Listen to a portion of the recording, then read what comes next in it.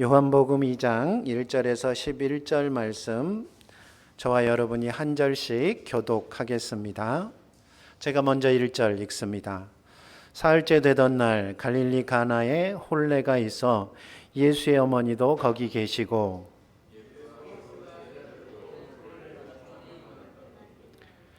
포도주가 떨어진지라 예수의 어머니가 예수에게 이르되 저들에게 포도주가 없다 하니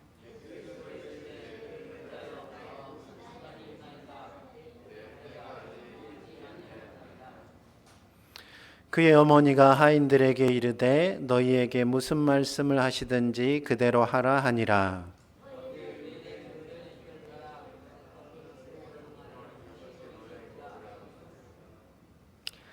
예수께서 그들에게 이르시되 항아리에 물을 채우라 하신즉 아기까지 채우니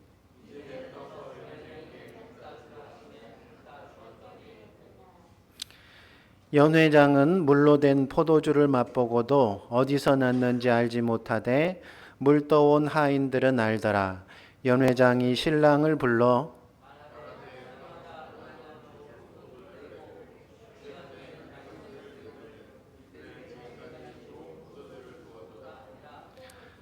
함께 읽습니다.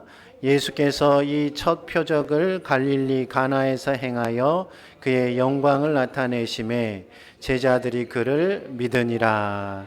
아멘. 새해 복 많이 받으십시오.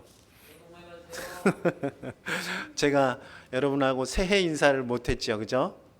우리가 올해 제가 일이 좀 있어서 송구영신 예배를 같이 못 드리는 바람에 새해 인사를 못했는데 마침 우리나라는 설이 한 번 더 있는지라 그죠? 신년이 한 번 더 있는지라 감사하게도 이렇게 인사를 하게 되어졌습니다. 얼마나 고마운지 모르겠습니다. 여러분들도 서로 복 많이 받으시라고 인사 한번 하시죠. 옆에 보시면서 새해 복 많이 받으십시오. 정말로 복 많이 받으십시오. 예. 제가 골목 서신에 썼는데 중국 사람들은 그 빨간 봉투에다가 돈을 집어넣어 가지고요. 그걸 행운의 돈이라고 한답니다. 딱 행운의 돈을 집어넣어 가지고 돈 많이 벌라고 그거 주는 거래요. 그게 우리나라에 건너와서 이제 세뱃돈이 된 거죠. 새해 복 많이 받으시라고 오늘 저 인사했으니까 나갈 때 다들 세뱃돈 준비하셨죠? 저한테 세뱃돈 다 주고 가시기 바랍니다. 제가 좀 부자 돼 볼랍니다.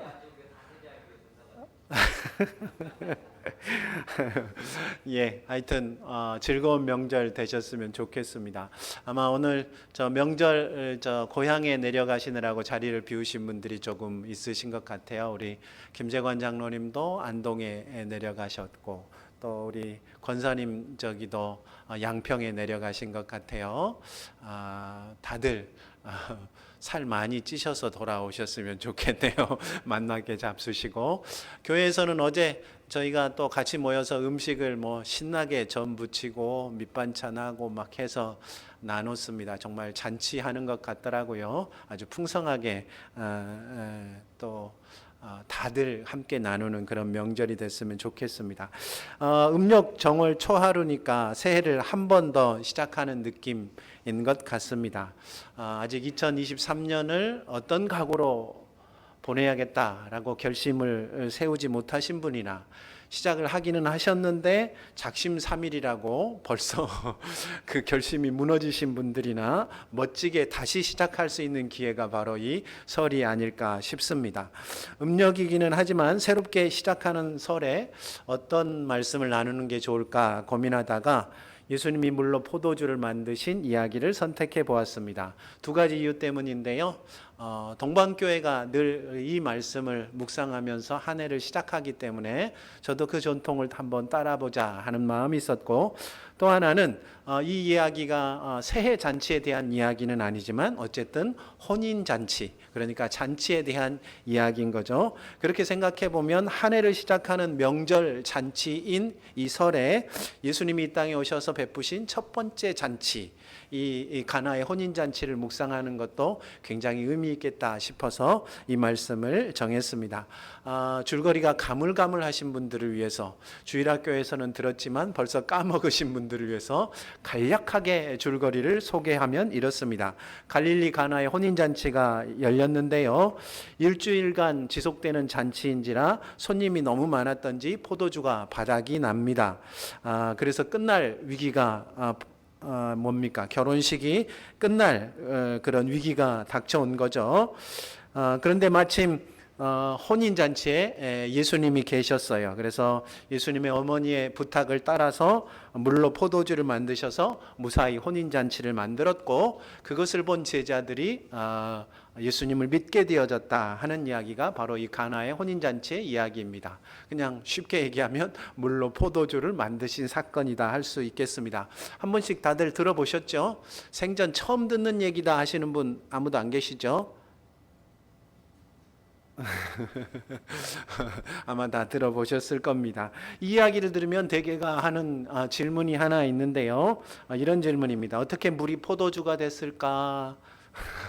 정말로 신기하죠? 물이 어떻게 포도주가 됐을까 합니다. 이 질문에 대한 가장 유명한 대답이요, 영국의 시인 바이런이라는 사람이 했다는 대답입니다. 이 바이런이라는 사람이요, 아주 영국에서 가장 유명한 시인 중에 한 사람인데 케임브리지 대학을 다니고 있었다고 합니다. 그런데 3학년 재학 중일 때 학기말고사 시험을 보게 되어졌어요. 근데 학기말고사에 논술 시험 주제가 나왔는데 그 주제가 이랬답니다. 예수님께서 물로 포도주를 만드신 기적에 담긴 종교적이고 영적인 의미를 서술하라. 우리 교회 시험으로 한번 했으면 좋겠네요. 예수님께서 물로 포도주를 만드신 기적에 담긴 종교적이고 영적인 의미를 서술하라, 이런 문제가 나왔다라는 거예요. 그래서 모든 학생들이 열심히 막 답을 쓴 거죠. 그런데 이 바이런은 딱 한 줄만 썼답니다.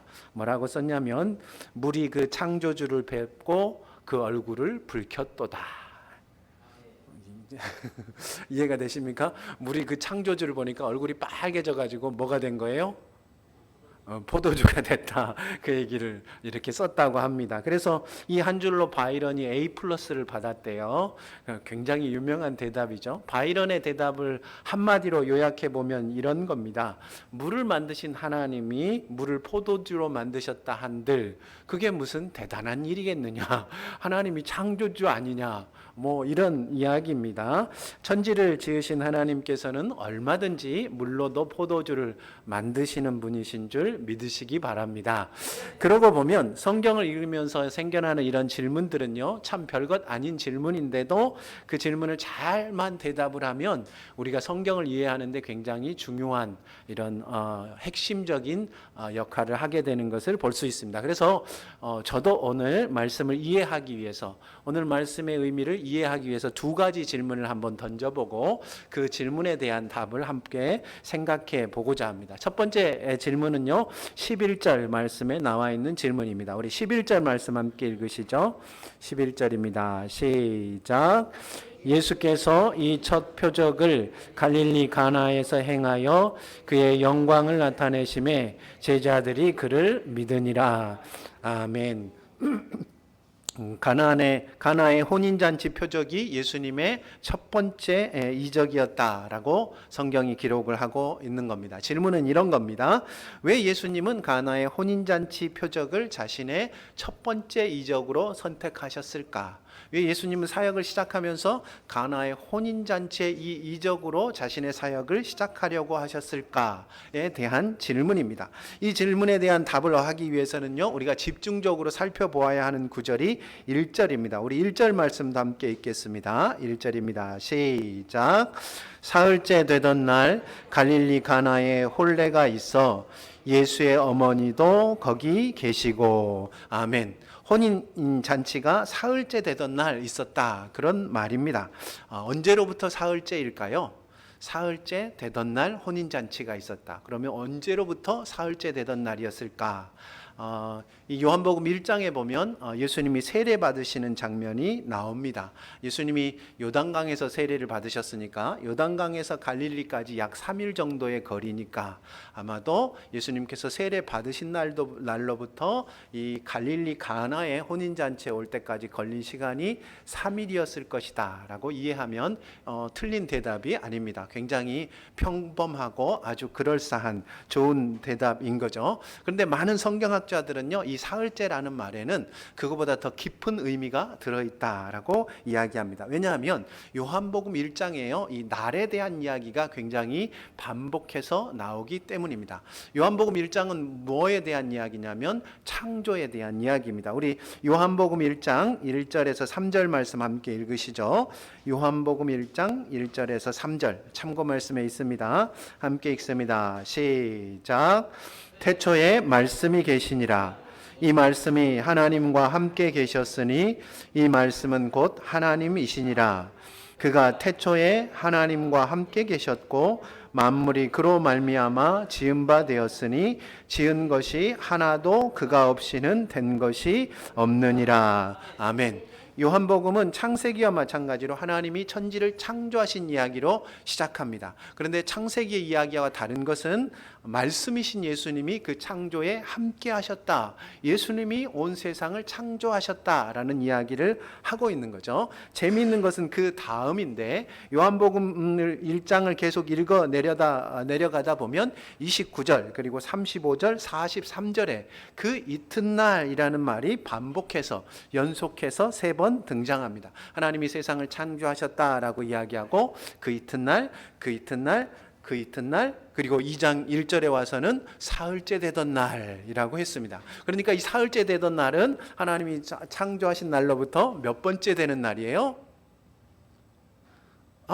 머리가 혼란스러웠죠. 요한복음 1장에 하나님이 창조하셨다 말씀으로 그 다음에 그 이튿날, 그 다음에 또 그 이튿날, 그 다음에 또 그 이튿날, 그 다음에 다시 사흘째 되던 날 했으니까 요거는 몇 번째 되는 날이에요? 7일째 되는 날. 그렇죠. 하나님께서 온 세상을 며칠에 창조하셨죠?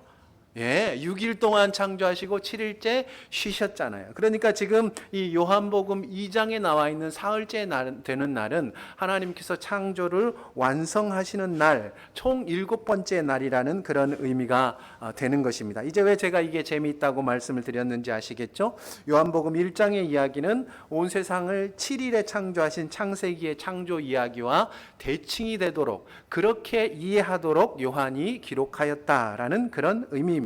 사도 요한은요, 예수님이 이제 하시려는 일이 하나님이 온 세상을 창조하신 것과 비견되는 새로운 창조이다 라는 말씀을 하고 있는 거예요. 하나님께서 창세기 1장에 온 세상을 창조하셨죠. 그런데 사람의 죄로 말미암아 이 창조 세계가 엉망이 되어져 버렸습니다. 그래서 하나님께서는 이 세상을 새롭게 창조하실 필요가 있었는데 그 새롭게 창조하시는 일이 바로 요한복음 1장에 이렇게 기록이 되어지고 있다라는 겁니다. 그러니까 지금 요한은 무슨 얘기냐면 이 예수님이 이렇게 새롭게 시작하시는 이 사역이요, 하나님이 온 세상을 새롭게 창조하시는 그 사역임을 분명하게 우리에게 들려주는 것입니다. 예수님은 새 창조를 통하여서 새 시대를 열고 계시다 하는 것이 가나의 혼인잔치의 이적으로 이 요한복음을 시작하는, 예수님의 사역을 시작하는 것의 의미인 것이죠. 그렇다면 예수님이 새 창조를 통하여서 여시는 새로운 시대는 어떤 시대일까? 이게 두 번째 질문인데요. 오늘 말씀에서 그 대답을 찾아보면 두 가지 이미지로 대답할 수 있습니다. 첫 번째는 포도주입니다. 물이 포도주로 바뀌는 시대입니다. 예수님이 새롭게 만드는 시대는 물로 포도주를 만드는 그런 시대입니다. 우리 참고 말씀 세 번째인 것 같아요. 아모스서 9장 13절 말씀 함께 읽습니다. 아모스서 9장 13절 말씀 함께 읽습니다. 시작. 여호와의 말씀이니라. 보라, 날이 이를지라. 그때에 파종하는 자가 곡식 추수하는 자의 뒤를 이으며 포도를 밟는 자가 씨 뿌리는 자의 뒤를 이으며 산들은 단 포도주를 흘리며 작은 산들은 녹으리라. 아멘. 하나님이 보내실 구원자 메시아가 이 땅에 오면 온 땅에 포도주가 가득할 것이다 라는 그런 예언입니다. 아모스 선지자를 통하여 예언한 것이죠. 그러니까 예수님은 가나의 혼인잔치에서요 어마어마한 양의 포도주를 만드심으로 단지 포도주가 떨어져서 곤란한 처지에 빠져 있는 사람들을 도와주신 것, 그들에게 큰 기쁨을 주신 것뿐만 아니라 자신이 온 땅에 포도주가 가득하게 할 바로 그 메시아임을 분명하게 보여주고 있다라고 이야기하고 있는 것입니다. 흥미로운 것은 예수님이요 물로 포도주를 만드셨다라는 사실입니다. 물을 뭐 하는 데 쓰는 겁니까? 네, 그렇죠. 물의 가장 주된 기능 중에 하나가 씻는 겁니다. 더러운 것을 씻어내는 거죠. 그래서 옛부터 우리 조상들은 하늘에 무언가를 빌 때는요 목욕을 재개하고 이른 새벽에 기른 우물물을 떠놓고 빌었습니다. 그렇죠? 정화수라고 부르기도 하고 어떤 분들은 정한수라고 부르기도 하는 그 물을 떠놓고 목욕 제기하고 이렇게 하늘에 빈 거죠. 혹여라도 부정을 타서 부정을 탈까봐 몸을 물로 씻고 세상의 더러움은 하나도 담겨 있지 않은 그 새벽에 뜬 우물물로 이렇게 하늘에 빈 거죠. 유대인들은 그거보다 더 심했습니다. 하나님께 제사 드리러 나갈 때뿐만 아니라 음식을 먹을 때도 혹여 하나님의 노여움을 살까봐 음식을 가려서 먹었고 먹기 전에는 반드시 씻었으며 음식을 담는 그릇도 깨끗하게 씻었습니다. 깨끗한 그릇에 담긴 음식이 아니면 먹지를 않았습니다. 어떻게든지 부정을 타지 않으려는 몸부림인 거죠. 요즘도요 예루살렘 성전이 다 무너지고 하나 남은 것이 그 통곡의 벽이라는 것입니다. 이렇게 조그만 벽이 일부가 남아 있는데요. 그 통곡의 벽으로 이렇게 가려고 그러면은 그 벽에 가기 전에 화장실이 하나 있는데 그 화장실에 길이 길게 늘어서져 있습니다. 왜 늘어서져 있냐면 이 벽에 나가서 하나님 앞에 기도하기 전에요. 남아 있는 그 벽에 나가서 기도하기 전에 먼저 화장실에 들러서 손을 씻으려는 유대인들이 줄을 쫙 서 있습니다. 수도꼭지 이렇게 옆에 이렇게 물컵이 하나 달려 있는데 흐르는 물을 받아 가지고요. 먼저 오른손 씻고 다시 왼손 씻고 오른손 씻고 왼손 씻고 오른손 씻고 왼손 씻고 오른손 씻고 왼손 씻고 적어도 4번 이상 씻은 다음에야 그 사람들은 기도하러 나가는 겁니다. 그 옆에요. 수도꼭지가 또 따로 있어요. 보통 이렇게 2개가 이렇게 달려 있거든요. 이쪽에는 물컵이 있고 이쪽에는 물컵이 없어요. 근데 이 유대인들은 반드시 이게 흐르는 물에 씻어야 되기 때문에 컵에 받아가지고 그걸로 이렇게 씻어야 돼요. 그러니까 물컵이 없는 쪽에 이렇게 수도가 이렇게 있으면 그냥 아무도 없어도 그쪽으로 안 가요. 이쪽에 가서 씻어야 되기 때문에 거기 다 줄을 서가지고 거기에서 씻어요. 그러니까 우리 같은 사람들은 좋지요.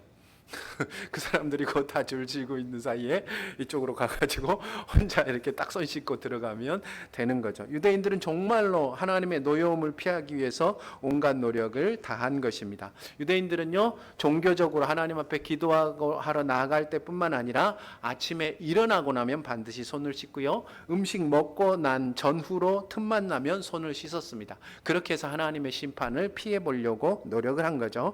오늘 말씀에 등장하는 이 돌 항아리 6개, 예수님이 물로 포도주를 만들 때 그 물을 담궈뒀던 이 항아리 6개가 바로 이 손을 씻을 물을 담아놓기 위해서 마련된 것입니다. 어마어마한 양입니다. 2-3 통들이라고 했는데 20에서 30갤론 정도 됩니다. 그냥 최대치로 생각을 해보면 한 100리터 정도 돼요. 한 항아리에. 그러니까 이게 6항아리면 600리터 정도 되어지는 물을 거기에다가 놓은 것입니다. 그게 전부가 아니고 계속해서 물이 떨어질 때마다 하인들이 가져와서 물을 이렇게 채웠을 테니까 하인들은 잔치 내내 물 채우다가 볼일 다 보지 않았을까라고 생각해 봅니다. 그렇게 해서라도 하나님의 심판을 피해 보려는 노력이죠. 정말로 이게 아이러니 어머니입니다. 세상에서 가장 즐거운 게 잔치이고 그 잔치 중에 가장 행복한 게 결혼 잔치입니다. 7일 동안 하는 잔치는 유대인들 가운데도 그렇게 없는 겁니다. 그러니까 제일 행복한 잔치가 결혼 잔치인데 그 행복한 잔치에, 즐거운 잔치에 오고 가는 모든 사람들이 하나님의 노여움을 피하기 위해서 들어갈 때 나올 때 계속해서 손을 씻으며 전전긍긍 하고 있는 거예요. 그것이 예수님이 이 땅에 오시기 전에 유대교의 모습입니다. 혹여라도 하나님의 심판을 받을까 두려워 떠는 것, 그것이 바로 유대교의 모습이었습니다. 그런데 어디 유대교만 그런 모습이겠습니까? 이 땅을 살아가는 사람들은요, 전부 다 무의식적으로 그런 생각을 하고 살아갑니다. 그래서 여러분 삶에 갑작스런 어려움이 닥치면 제일 먼저 드는 생각이 뭐예요? 내가 뭘 잘못했나, 그 생각부터 딱 들잖아요. 어떤 집사님도 저한테 그런 얘기를 하시더라고요. 몸이 안 좋은데 왜 그럴까 생각해. 내가 뭘 잘못했을까, 그 생각부터 했다고 그 말씀을 하시더라고요. 이게 사람의 본성입니다. 그러니까 내가 무언가 잘못하면 거기에 대하여서 어려움이 찾아온다라고 생각을 하는 거죠. 심판하고 벌을 주시는 분이 하나님이든 혹은 하늘이든 다들 두려워하며 살아가고 있는 것이 우리 인생입니다. 물론 그렇게 하나님의 노여움을 살까 전전긍긍하며 살아가는 사람들의 모습을 상징적으로 보여주는 겁니다. 그런데 어떻습니까?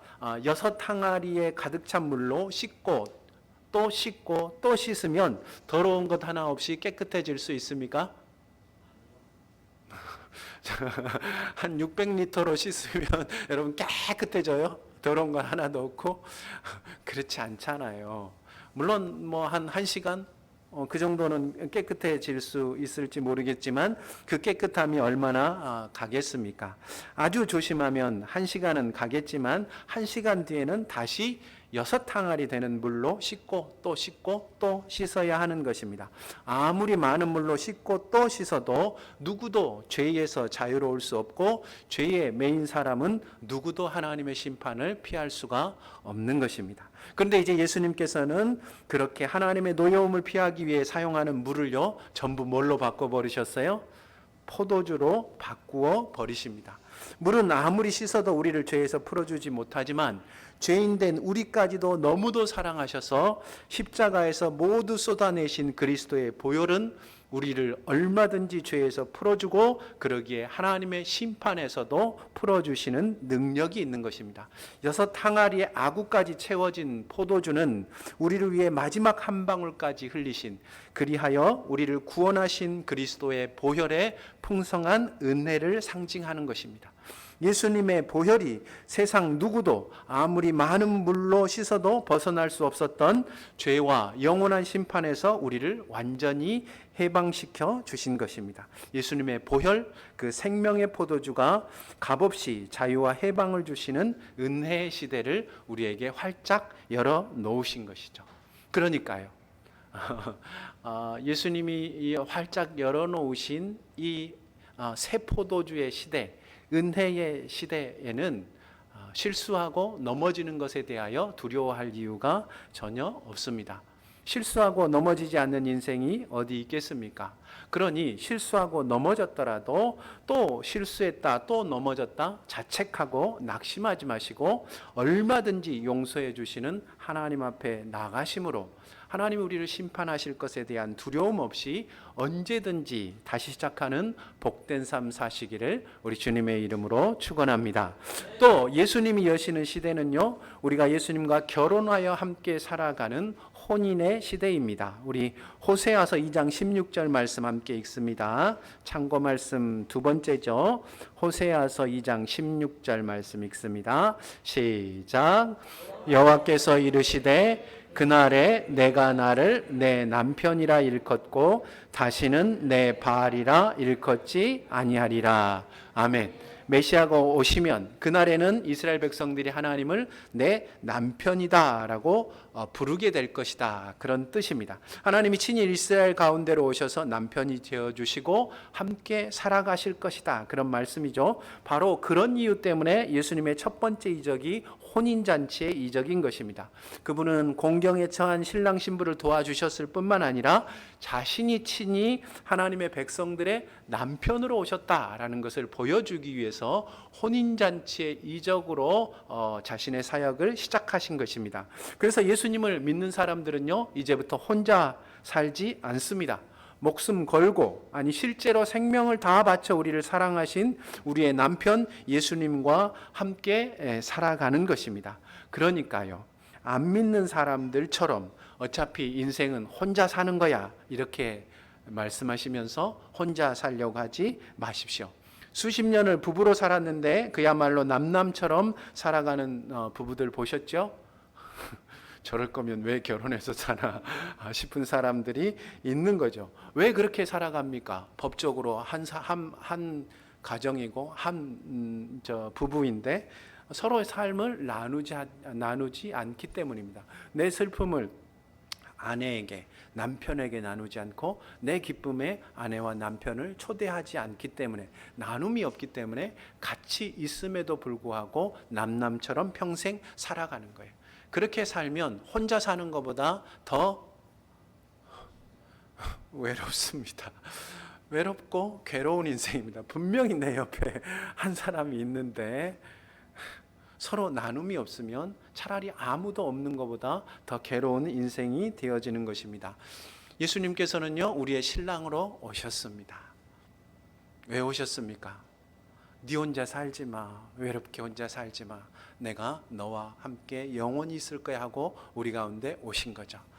그러니까 우리는 지금 외롭지 않죠? 예수님이 우리 가운데 오셨음에도 불구하고 외로울 수 있습니다. 왜? 나의 괴로움을 그분께 말씀드리지 않고 그분을 나의 즐거움에 참여시키지 않으면, 둘 사이에 소통과 이 교제가 없으면 우리는 여전히 외로움 가운데 살아가는 것입니다. 예수님은 우리의 신랑으로 오셔서 이제부터 혼인잔치 시대, 지금까지는 혼자 살던 그 시대는 끝났고 이제부터는 같이 사는 시대가 되어질 것이다 라고 우리에게 선포하시고 우리 옆에 오셨다라는 거예요. 그래서 우리는 같이 살아가는 겁니다. 그런데도 불구하고 여러분이 여러분의 삶을 우리 주님과 나누지 않는다면 여전히 외로움이 계속 되어질 것입니다. 2023년 새로 시작하시잖아요.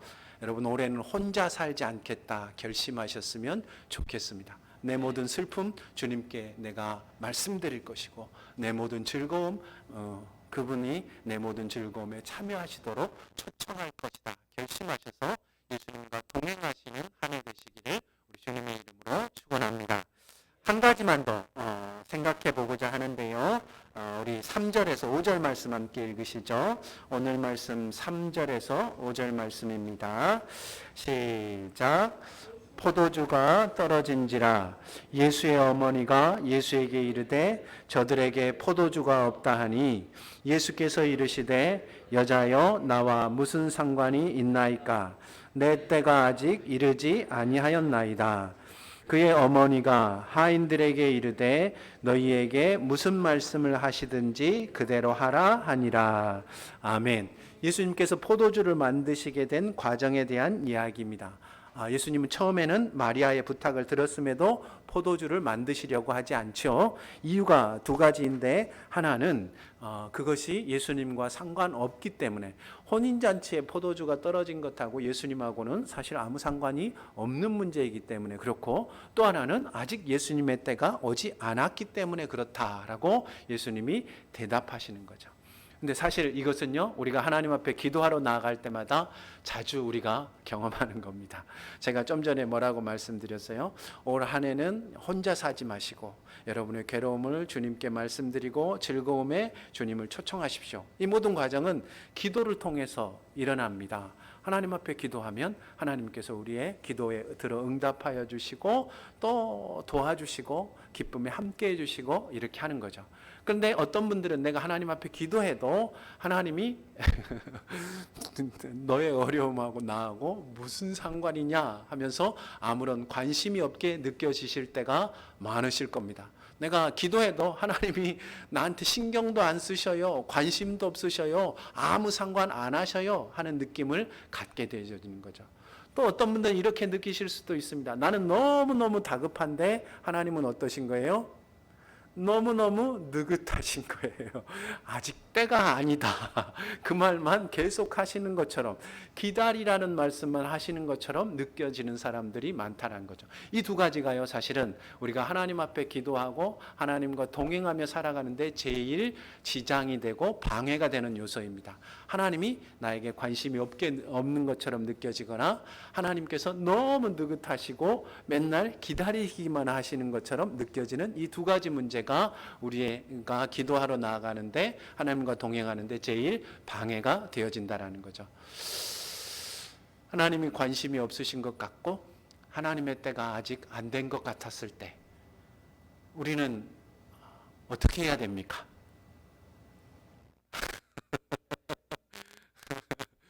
어떻게 하면 하나님이 나한테 좀 관심을 갖게 하고 또 하나님의 때가 조금 앞으로 당겨지게 할 수 있을까요? 그죠? 마리아가 우리에게 너무나 좋은 본을 보여줍니다. 오늘 말씀 몇 절에 그 이야기가 나옵니까?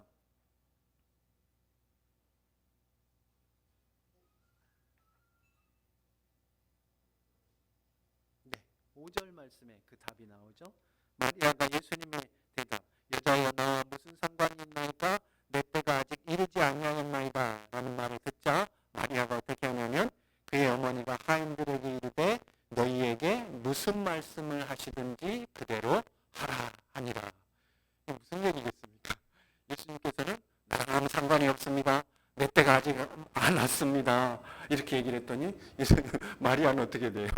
예수님 뭐라고 하시든지 신경도 안 쓰고 하인들에게 이렇게 얘기합니다. 예수님이 무슨 말씀을 하시든지 그대로 하라. 이게 어떤 마음인지 여러분 아시겠습니까? 마리아는요, 예수님의 뜻에 그리고 예수님의 그 시간에 온전히 자기 자신을 이렇게 복종시키고 순종한 것이라고 할 수 있습니다. 마리아는 온전한 순종으로 예수님의 그 말씀에 반응한 것이죠. 마치 처음 처녀의 몸으로 아기를 가지게 되리라라는 당황스러운 이야기를 천사로부터 들었을 때 제가 주의 종이니까 여종이니까 말씀대로 이루어집니다라고 고백했던 모습이 그대로 반복되고 있는 것을 볼 수 있습니다. 그러고 보면 마리아가 정말로 지혜로운 여인입니다. 예수님의 때가 아직 이르지 않았음에도 예수님과 아무 관계가 없는 문제임에도 아무런 주저함이나 망설임도 없이 예수님께 부탁을 했어요. 우리 같으면 이랬을 거예요. 아, 이건 예수님과 아무 관계가 없는 거니까 이건 뭐 기도 안 하는 게 낫겠네 라고 생각하고 말조차 하지 않았을 겁니다. 근데 마리아는 그렇지 않잖아요. 사실 혼인잔치에 포도주가 떨어질 것이 이게 예수님하고 뭔 상관이 있겠습니까? 옆집에 잔치가 벌어졌는데 소주가 모자라대요. 그래서 목사님한테 알려왔어요. 그럼 목사님 어떻게 해야 됩니까? 하나님, 옆집에 회갑잔치가 벌어졌다는데 소주가 떨어졌답니다. 막걸리도 좀 모자라나 봐요. 좀 도와주십시오. 이렇게 기도하면 됩니까? 안 됩니까? 오늘 종일 예배 시간 내내 가만히 있던 우리 현호가 고개를 힘차게 옆으로 저었습니다. 그렇게 하면 안 된답니다. 어디 할 게 없어서 술 달라는 기도를 합니까? 하나님과 상관도 없는 건데 우리는 이렇게 하잖아요. 그죠? 근데 마리아가 어떻습니까? 예수님 그냥 손님이시잖아요. 잔치에 술 떨어졌어요. 아들한테 와가지고 잔치에 술 떨어졌다. 이 얘기를 하고 있잖아요. 어떻게 그렇게 얘기를 할 수 있었을까요? 예, 마리아는 정말로 예수님을 온전히 신뢰한 겁니다. 그죠? 내가 하는 이야기는 무슨 이야기든지 다 온전히 들을 것이다 라고 온전히 예수님을 신뢰한 거예요. 그러니까 뭔 얘기든 상관없는 얘기든 상관 있는 얘기든 내 생각하기에 이게 되는 얘기든 안 되는 얘기든 술을 달라고 하든지 돈을 달라고 하든지 복권이 되게 해달라고 하든지 되는 얘기든지 안 되는지 상관없이 내가 얘기하면 다 들을 것이다 라는 생각을 마리아는 가지고 있었던 거예요. 그러니까 이 혼인잔치에 술 떨어졌다는 얘기를 예수님한테 하는 거죠. 정말로 예수님을 믿고 있었어요. 마리아의 믿음이 거기에서 끝나는 게 아니에요. 한 번 더 믿잖아요. 그렇게 이야기하고 난 다음에는 어떻게 해요? 예수님이 하라는 대로 다 하라고 이야기하는 겁니다. 그러니까 예수님의 결정에 대하여 온전히 다 받아들이고 있는 거예요. 어떤 결정을 내리든지 예수님이 가장 좋은 방법으로 자기에게 반응할 것을 믿고 있는 거예요. 그죠? 그러니까 마리아의 믿음은 두 가지인 겁니다. 먼저 내가 무슨 얘기를 하든지 다 들어줄 것이다 라는 믿음, 첫 번째. 두 번째, 내 기도를 듣고서는 어떤 결정을 내리든지 그 결정은 반드시 나에게 가장 좋은 일일 것이다. 그러니까 나는 그 결정을 받아들이기만 하면 된다. 무슨 말씀을 하시든지 그대로 할 것이다 라는 이 믿음. 이 두 가지 기둥이 마리아의 이 믿음의 두 가지 기둥이었다는 것입니다. 예수님이 얼마나 기뻐하셨게요. 그죠? 예수님의 때가 아직 이르지 않았다라는 것은 예수님은 원래는 이 사역으로 시작할 마음이 없으셨다는 거예요. 하나님의 시간표에는 아직 오지 않았어요. 그렇죠? 그런데 지금 어떻게 하셨어요? 시간표를 땡기시잖아요. 그렇죠? 시간표를 땡기셔서 가나의 혼인잔치 이적으로 그의 이적 사역이 시작되고 있는 것을 우리는 볼 수 있습니다. 얼마든지 늦춰져 있던 하나님의 시간을 그 백성을 향하여서 땡겨 오시는 겁니다. 또 정말 아까 우리가 얘기한 것처럼 잔치집에 술 떨어진 거는 예수님하고 하나님하고는 아무 상관이 없잖아요. 그런데 예수님을 온전히 믿는 마리아의 이야기이기 때문에 그때부터는 뭐가 되는 거예요? 관계 있는 것이 되어지는 거예요.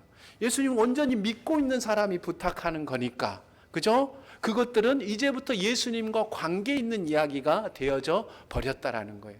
그러니까 마리아의 믿음이요, 바로 이런 놀라운 역사를 일으키는 겁니다. 예수님에 대한 온전한 믿음. 내가 이야기하는 것은 이것이 관계가 있든 없든 하나님의 뜻이든 아니든 반드시 다 들으실 것이다. 두 번째, 듣고 난 다음에는 그분이 어떻게 하든지 나에게 가장 좋은 것으로 주실 것이다. 이것을 믿고 그분이 어떤 결정을 내리든지 내가 다 받을 것이다 라고 하면 하나님께서 시간도 바꾸시고 관심이 있든 없든 그것조차도 바꾸셔서 우리의 삶에 기적을 일으키신다는 것입니다.